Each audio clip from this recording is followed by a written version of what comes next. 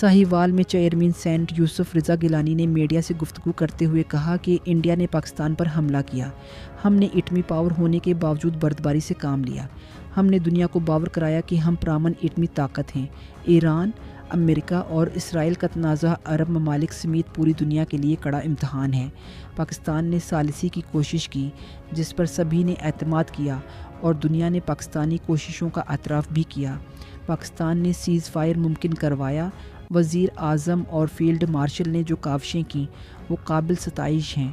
मोहम्मद रसलान रज़ाक की रिपोर्ट के मुताबिक साहिवाल में मीडिया से गुफ्तगू करते हुए चेयरमैन सेंट यूसुफ रज़ा गिलानी ने कहा कि इंडिया के हमले के बावजूद पाकिस्तान ने बतौर एटमी ताकत तहम्मुल का मुजाहरा किया और दुनिया को पैगाम दिया कि पाकिस्तान एक पुरअमन एटमी रियासत है। उनका कहना था कि ईरान, अमेरिका और इसराइल कशीदगी पूरी दुनिया के लिए चीलिंग है। पाकिस्तान ने उस मामले पर सालिसी का किरदार अदा किया जिसे आलमी सतह पर सराहा गया।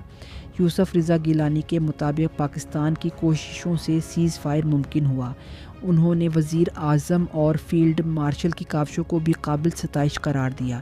उससे पहले उन्होंने वफाकी वज़ीर बराए तख़फ़ीफ़ ग़रबत और समाजी तहफ़्फ़ुज़ सैयद अमरान शाह की रहाइश पर उनकी वालदा की वफ़ात पर इजहार ताज़ियत और फातहा ख़वानी की।